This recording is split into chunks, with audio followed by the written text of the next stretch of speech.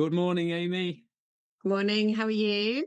I'm very well, thank you. It's great to have you here. To introduce Aimee to everyone, Aimee Woodley is a seasoned business development consultant and accredited transformative coach with over 25 years of experience in supporting individuals and organisations to achieve their full potential.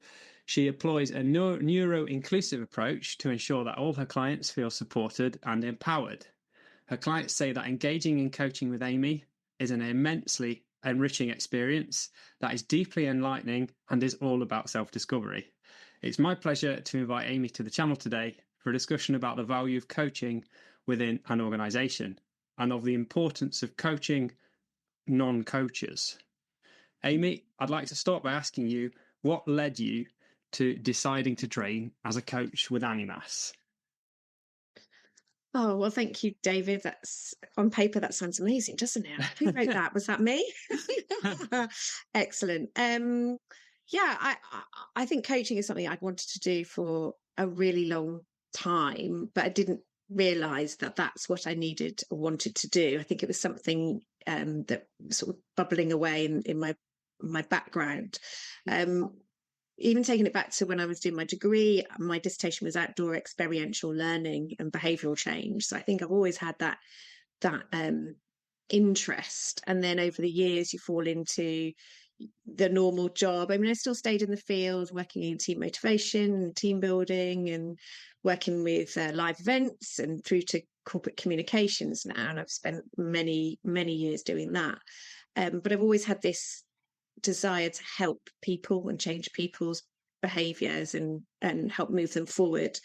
And I think unofficially I've probably been coaching for a really long time, but just not realised I was doing it. I was applying the coaching mindset to the conversations with my colleagues, my peers, the teams I was managing, even down to my kids. And then, I mean, I've got 10-year-old twins, which has taken quite a lot of my focus over the last few years. And last year, they weren't as needy, and I just put my head over the parapet and just thought, actually, I need to do something else for me now. I've been doing the same thing for a really long time. But I love the company I work for, and I've got a super, super employer. And I've been with them 24 years, actually, in various guises. So the thought of leaving something I love to do something else that I potentially was going to love was a bit tricky. So I just went to my CEO and just said to him, listen, I really want to do this. I love the business, but I want to do this coaching thing. And they said, okay, let's look at some options and see where we go from there, which was amazing because it's very, very rare to hear of an employer to say that. You know, it's completely different to my normal role is business development, sales orientated, client relationships. And I wanted to go to do something with regards to internal coaching. So then I did my due diligence, as I do, and looked at an exhausting list of courses, providers, did lots of trials with some of them. And Animas was by far the one that resonated with me through every point, every touch point, the humanistic approach through to the colours of the branding. You know, it was just every little thing. They've just got it so right. And when I did the trial session with Bronwyn, I just thought, this is where I need to be. My first conversation with Brinsley as he onboarded me, this is exactly the type of people I want to be aligned with. And so I signed up, and here I am, qualified and living the dream. Thank you so much, Aimee. There's so much I'd love to dive into with you. I've had a couple of good chats before the interview. Yeah. It would be interesting to ask you. I know that you're sort of you do your coaching in sort of a hybrid approach, and you're an internal coach within your organisation, and you do some private coaching through your business, Aimee Woodley Coaching. And I'd be interested. We discussed a little bit about the importance of coaching people who aren't other coaches. Yeah, you could speak a little more to that. For sure.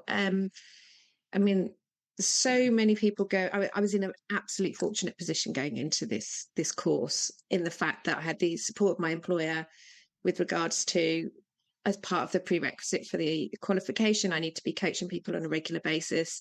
And they said, listen, we will line some people up. There's 500 of us in the organisation. There's going to be a lot of people that would benefit from coaching. And if that helps you to achieve your qualification, we're very happy to feed the pipeline, essentially, of people that would be interested. And everybody knew that I was in coaching training. So they weren't expecting, a seasoned exec coach from the off. And people were asked, did they want to do it? They didn't have to do it as part of it. And everybody that was approached said, yes, absolutely.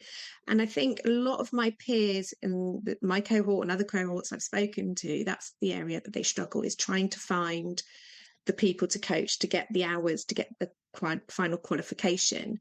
And quite regularly, you see coaches swapping sessions with coaches, because it's like, well, I need to coach someone. Well, I'll coach you, you coach me, and then we can swap hours and get our hours up, and it's deemed as being paid because it's a contra deal. And actually, although I did coach some of my cohorts, probably maybe 5 out of my full 40 sessions for the qualification were people that are coaches or want training coaches.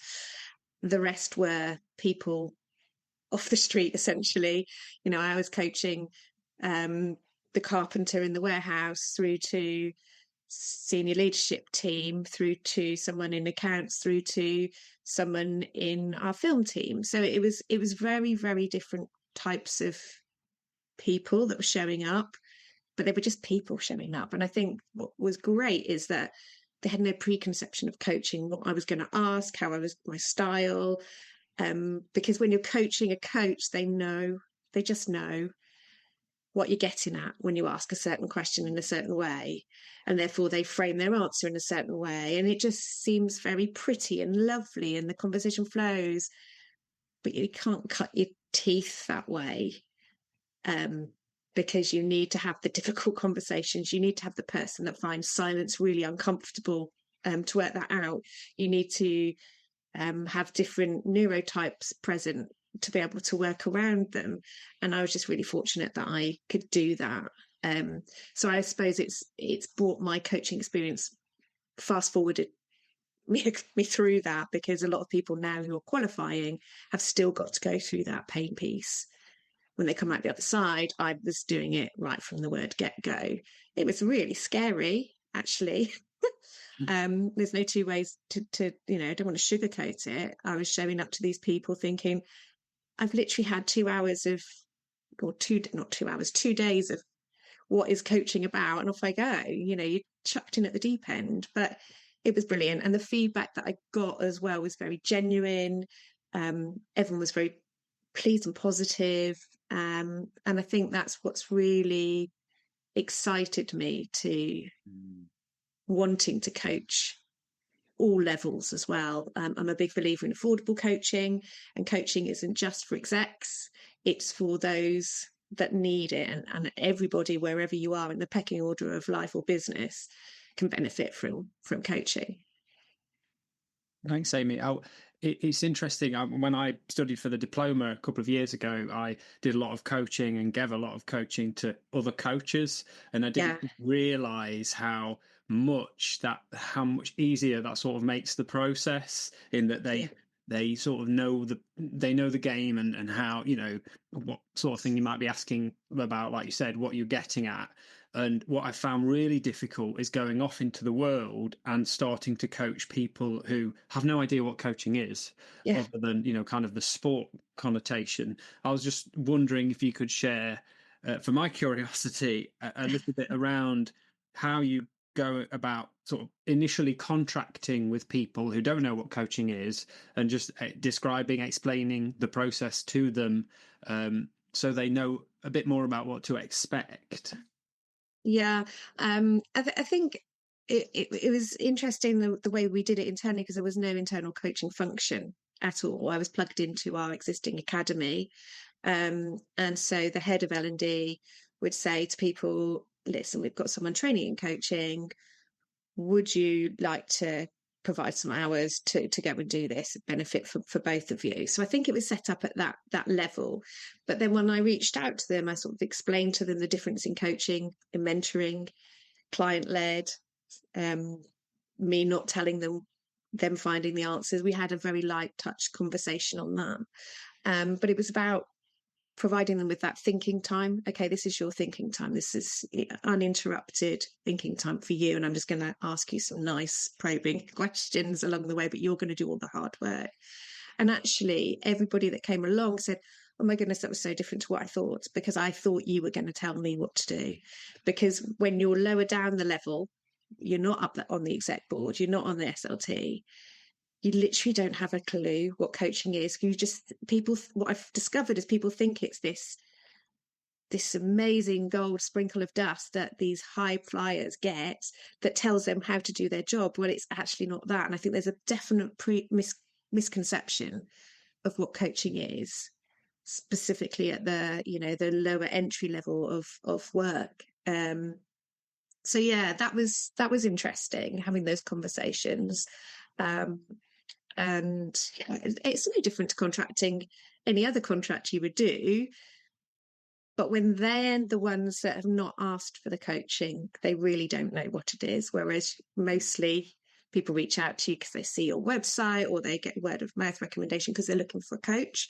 But when they're told, here's a coach, you want it, that's when it's interesting. So yeah. And can I ask you what's been some of the value of those conversations, sort of the value to the business and the organisation of your internal coaching? The value to the business is immense, because there's people within the business that would have never had coaching again, because of where they are, where they sit. I think it could be tenfold. Obviously, the more coaching you do, it should be, in my opinion, it should be open to everybody. Everybody should have the right to have access to a coach. I think it should be part of an onboarding process.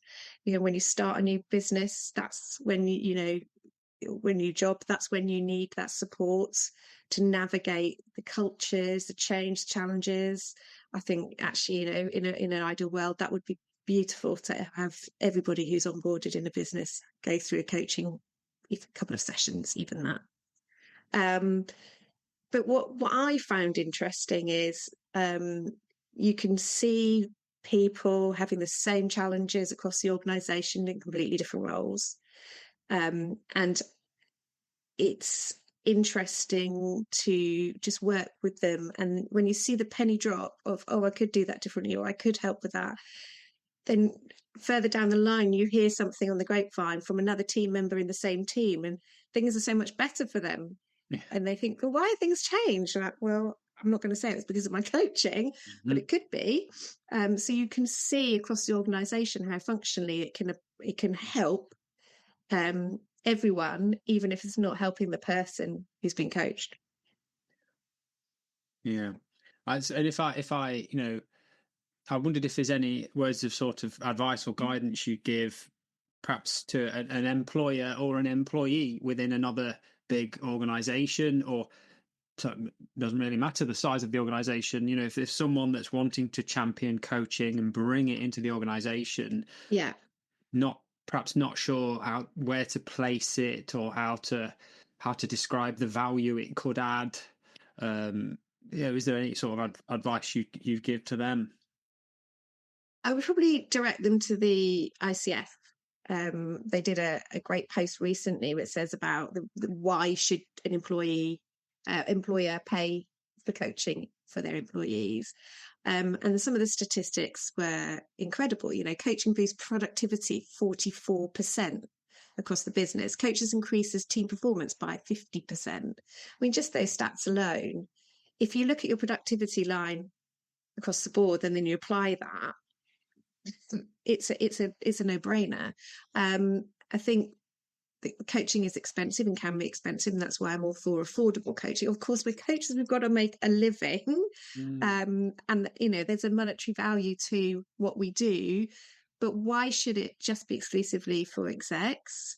And why should the price tag be reflective of exec coaching, where, you know, you've got coaches that charge different prices for different types of people at different levels, but actually you're still providing the same service.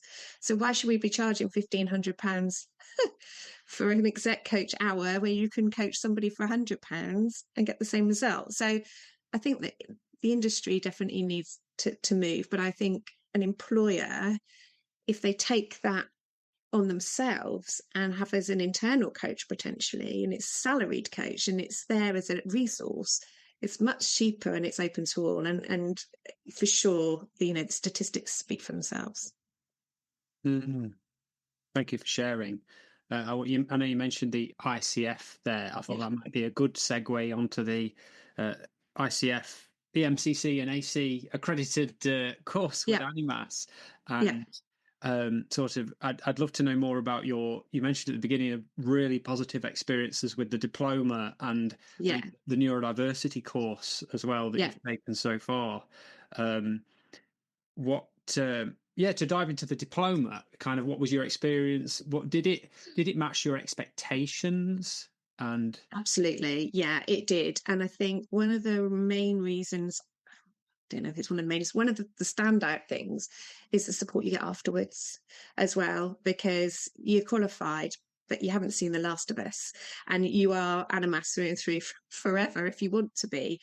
And the community is amazing, and the people that I've met after the qualification has been worth the price of the qualification in the first place, even though I've got a great cohort, and they will be lifelong friends, and we all went on that journey together. The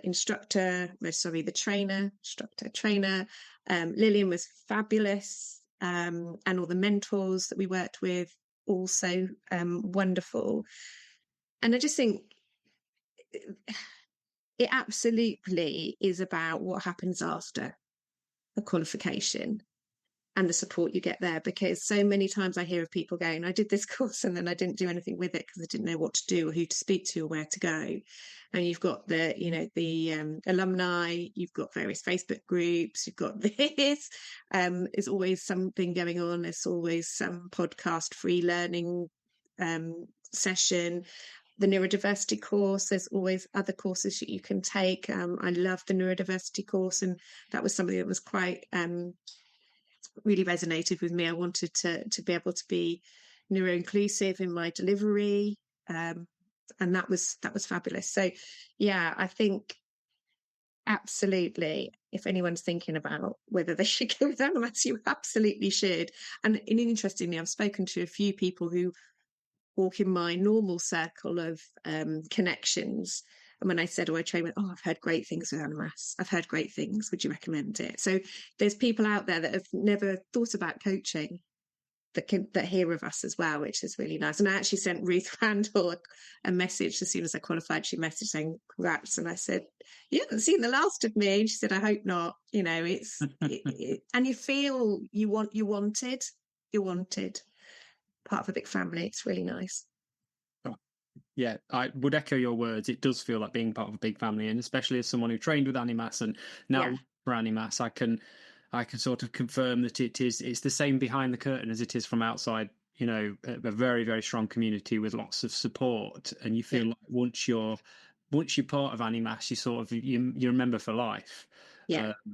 And you mentioned a little bit about the support after the course. I know that the course recently became EMCC Level 2 accredited, and that you successfully secured EMCC Senior Practitioner. I did, yes. Since the course completion. So congratulations for that. Thank you very much. I wondered if you mentioned before the call, I'd love to share with everyone what the benefits for you have been of becoming, an EMCC Senior Practitioner. Yeah. It's been amazing, because I think when you start looking at the different courses, you want to make sure that you've got the courses that are already accredited to get those qualifications if anyone's serious about doing it. So as an industry, it is not it's not governed, but it will be, I think, at some point. And I think if you're going to be in this for a while, you need to have those accreditations to protect you in the future, because I do think as an industry, something will happen to govern it. Has to. And so that was one of the reasons that I chose Animas. And as most people do, it's like ICF, gold star, gold standard, want to work towards that. And I kind of didn't really give much thought to the AC or the EMCC, other than it ticks all the boxes, but it had ICF. I was like, it's great, it's got all of them. What it can't be bad. It's only going to be brilliant. And so I'm still working for ICF, and I've qualified and I'm working through my paid hours. And then I got an email from Animas to say, congratulations, you've qualified. And actually, because you've qualified, you're now eligible for EMCC accreditation at senior practitioner level, which I think is a fairly new thing. I think the syllabus has just changed, which is even better. It's great. And it wasn't a question. I just went for it because I'm quite happy in my job, as we've talked about. I love my job that I'm working in, and I only work part-time there. And coaching for me is something that I'm passionate about. I like to do. I don't currently at the minute need to earn money from it. So I'm in a real fortunate position, but I do want to continue, and I want to improve, and I want to get the hours up. And so to do that, to get the paid hours, I thought an easy approach would be going to work as an associate coach, where someone else can do all the marketing, and then just, in an ideal world, they just phone you up and go, come on, I need some work. Can you do it? Yes, I can. But to do that, I've discovered you need one of these accreditations. Have you got ICF? No. Okay, come back. And it's like chicken and egg. You've got to get the experience before you can do it, but you can't get the experience unless you do it. So EMCC, you're qualified. You can do that. You can pay to get the awards, which I did. And it's opened up so many doors now for people to talk to me about associate work, because you are accredited with an award from one of the bodies. So absolutely worth its weight in gold. And it's not something that I made my decision on doing the course to start with, because I didn't realize that it was a thing then. I think it's that new this year. And I decided last year. I just had to wait for the right time to start. But yeah, I mean, absolutely, anyone that wants to go and do that and then get associate work, that is a great way to do it. I'm still working to ICF, by the way, because I do want that gold standard. But that's just a personal milestone for me to achieve. Thank you for sharing, Aimee. Likewise, I'm AC, have an associate membership with AC, and I'm also working towards the ICF. It feels great to not be limited by one or two organisations, and to be able to have the sort of the route and the that benefit of being able to go any which way, or even potentially all three ways. Yeah, exactly. So another benefit of the course. Thank you so much for sharing. You're welcome. I also wondered if I could delve into a little bit with you what you thought of the neurodiversity course, and if there's anything in particular on that course that you learn and you're able to put into practice. As we mentioned at the beginning, that you're a neuro-inclusive coach. Yeah. I've really enjoyed the course, and there were some absolutely amazing speakers, and I've connected with all of them. And this is what I love about the coaching community. Everybody just wants to help everybody else, which is brilliant. It's not any like fighting over space. It's like, oh yeah, we'll help you, and then connected with some amazing people. I think that I went into it thinking there was a magic formula, and there's not. So I was expecting to come away with a big list of things that, right, you're going to apply this and you're going to do that, and you're going to, and then you're just going to be neuro-inclusive. And actually what I discovered was I probably am neuro-inclusive already, or I was neuro-inclusive already. I've made a few tweaks, but you're ultimately coaching the person rather than the problem. It's what we hear all the time. And so as long as you've got great active listening, and you can see what's going on and you can hear what's going on, and that you use your intuition, whether they're neurodiverse or not, you adapt to that situation anyway to get the best out of them. And as long as you're putting good practice of housekeeping in at the beginning, just make it. I mean, I say to people, if it's your time, it's your space. If you want to stand up, you want to take a break. If you're like me and can't sit still and need a fidget toy, use it. If you need to change the way we communicate, as long as you put that in place at the beginning and let people know that it's okay not to just sit there and talk to you, because that can feel quite overwhelming for people, then I think, what we're doing, what I was doing was great. I'm a really big Claire Pedrick fan as well of keeping it simple. And I think the simpler a session can be and the clearer your question, the cleaner your questions can be, then that just makes it more accessible for everybody anyway. So did I learn anything groundbreaking? No. Did it reaffirm what I already knew? Yes. Was it great to understand different neurodiverse areas a bit better? Absolutely. Would I do it again? Yes, absolutely. Because the value, it was £495. So the value from what I took away from it was well worth the investment that I put in.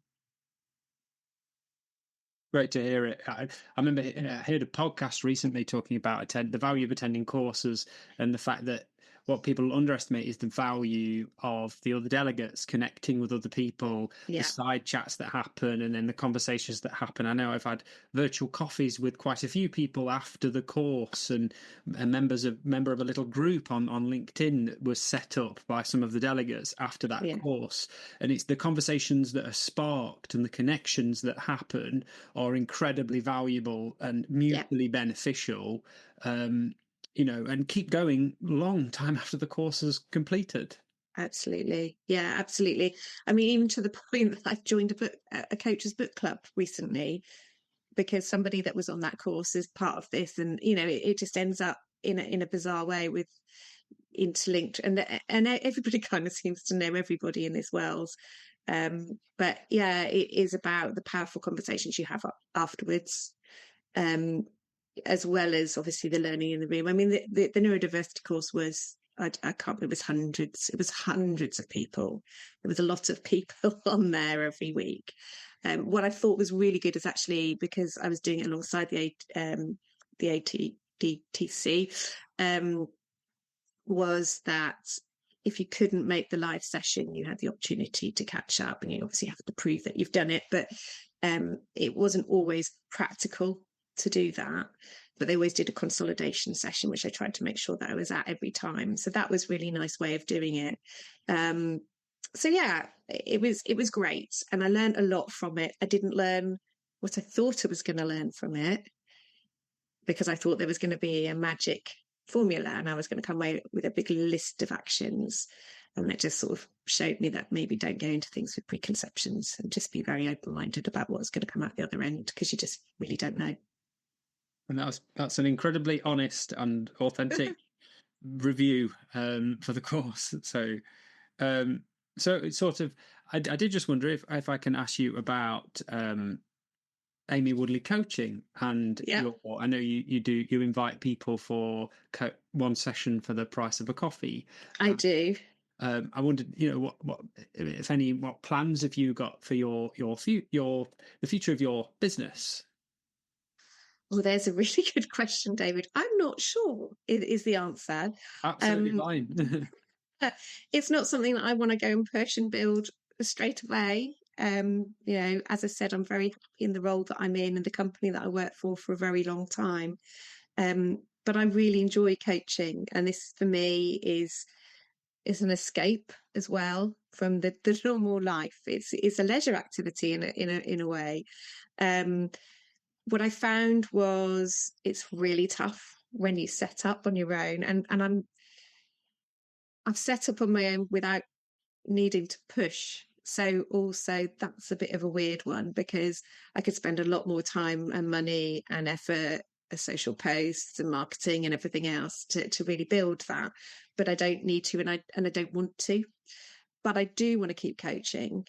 Hopefully the associate work will open up now the MCC Senior Practitioner Award is in place, which is great. But also I was finding that people that weren't necessarily sure if coaching was right for them didn't want to commit a lot of money.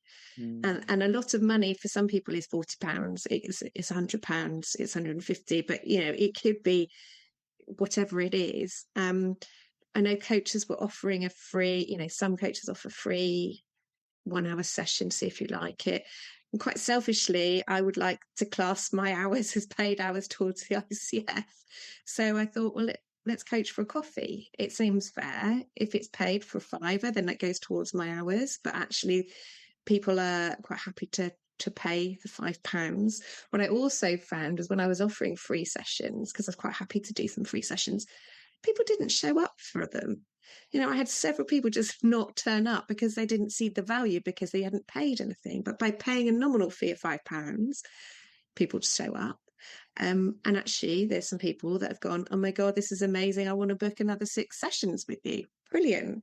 But there's also other people that have gone, actually, I just needed that one session. I'm off. I know where I'm going. I know what I'm doing. And I think one of my recent posts on LinkedIn was about it might just be the cost of a coffee that can help you with your forward momentum, and that you only need one coaching session. Because actually, some people just need one session and it can make a huge difference to their lives. And I feel good about that, actually. They know where I am. If they need me, they might refer me. They might not, but they're moving forward. I've got my hours for ICF and they're continuing on their journey. I like it. We all, sort of what we always say, Animas, there's no right or wrong way of doing it, and it has to be unique and personal to you. And so many coaches have a hybrid or a portfolio career with a potentially a part-time job and then or even a full-time job, and then they coach in the evenings and at the weekends. And there's so much to be said. I know I feel the same. There's so much to be said about doing it as something you enjoy, but not needing for it to be your primary source of income right from the get-go, and building it up and building that reputation and, like say, word of mouth, and so many benefits. And at the same time, rightly so, benefits as it being counting as paid hours towards your ICF accreditation. So, is there a specific client or anyone in particular that you would, if they're listening, that you would invite to reach out for a session for the price of a coffee? There isn't, David, because I'm neuro-inclusive and I'm inclusive in my approach across the board, right? So there's no specific client. If you feel that you're stuck in your life and you're not sure how to move forward, then reach out. It doesn't have to be someone in exec level. It doesn't have to be a carpenter in the warehouse. It could be a mum. It could be, if you feel like you're stuck, for a price of a coffee, nothing more, you get an hour to just think, then reach out. I want coaching to be inclusive and I want it to be affordable for everybody. Thank you. Fantastic answer. Just for my own curiosity, I'm wondering if you do mix, some mentoring or advice giving into your coaching, given that your background in career as a business development manager, or if you coach by the book. How do you manage that? If someone's thinking, oh, I'd love some coaching from Aimee, I wonder if she could impart some of her wisdom and advice from all of her years of experience in her career that she clearly loves, so she's doing something right. Yeah, that's a really good question and not something that I have been asked. So I don't know is the answer. I think I coach by the book for sure, and I would definitely contract around that if it was going to be a blended session. I'm not averse to that at all, but I think my focus at the moment, because it's what I love, is pure coaching. And I'm quite keen to keep my day job separate from that. Because actually I want to leave my day job in and then go to the coaching. So it's not something I definitely rule out. I think moving forward for sure in a few years' time. Currently, right now, I think I'm pure coaching all the way. And I really heard you, and I almost put words in your mouth, and I wondered just very briefly how it does it enable you to switch off from the day job? Is it positive in that way? having something Yeah, completely different to do and talk about on those days it when you're is. not at work. It's re-energized me for my day job for sure. I think I loved the company, but I was like, I need to do something different because I felt like I was just doing the same thing. I was like, do I want to be doing the same thing in another 10 years? I don't want to do this in another 10 years, but I love the company. And that's what the catalyst was. And since doing the coaching qualification and having the coaching clients, I don't feel that about the normal role that I do every day because I've re-energized because I know there's something different. I think if I thought that that was it forever, then oh dear, I don't know how much longer I can do this, even though I love the company. But now I know that's not forever. It's sort of just re-energized me to it, and I love that role even more now, which is the most bizarre thing. Thanks for sharing, Amy. I know some people, myself included, were once worried about having the headspace, the time and the energy to coach alongside my full-time role, if it would Yeah, take something away from me and my ability to be present and effective at work. And I've found, on the contrary, having that yeah, completely different thing to focus about. After I work 3 days a week, after working my 3 days, sometimes I can be quite tired and drained, but then having coaching sessions in those other 2 days can actually re-energize me with sort of this new absolutely. focus, tapping into this passion and really seeing clients move forward. And it actually adds to, it doesn't take away from Exactly that. my work, but I did have that fear for a long time that it would. Yeah, I kind of went into it not really knowing. I think I thought, listen, I want to do this. Let's go give it a go. Um, and actually, yeah, I was a bit stale in my role because I just felt like this is it forever. 24 years, the same company is a really long time. Mhm. Um, and actually, the way I look at it now, I'd like another 24 years there because actually I'm totally re-energized. And I do find coaching therapeutic to me because in my current normal role, I have to digest and dilute, and then I have to plan and I have to take action with all the information that I'm given. And that's draining. Whereas in coaching, you don't have to do anything with that information. You don't take that information and you don't have to digest it and you don't have to solutionize. And it's a completely different way of working. And I find that almost therapeutic, um, which reinvigorates me for the day job. Well, Amy, I'm so glad that training as a coach has not only enabled your organization to get loads of value, but Yeah. it's enabled you to sort of fall back in love with your job. And I don't believe we've ever had anyone on the channel who's spoken so fondly about their job Yeah. outside of coaching. The fact that you've also been able to, establish your own practice alongside, and it sounds like there's so many positives from all angles, Yeah. as a result of this course. So, sort of rounding up our conversation, are there any closing thoughts that you'd like to share? Perhaps if there's someone listening that's really interested in getting in touch, finding out more, and would love to, have some coaching for the price of a coffee, Yeah. where can we find you? How can we get in touch? How can you get in touch? Well, I've got a great name for my business. It's Aimee Woodley Coaching, and it's amywoodley.co.uk. You can get in touch there. You can find me on LinkedIn. You can find me through Animas. Obviously, David, you've got my contact details as well. What I would say is if you're thinking about coaching for the price of coffee, it's really worth it because you just don't know what's going to happen and how you're going to move forward and where you're going to end up. So if you're thinking about it, definitely do it, whether it's with me or with someone else. Coaching is brilliant. And if they're thinking about training with Animas? If you're thinking about training with Animas, don't think about it. Just sign up. Yeah, you won't be you won't regret it. It's brilliant. Well, it's been an Amy. It's been It's been an a Aimee. pleasure.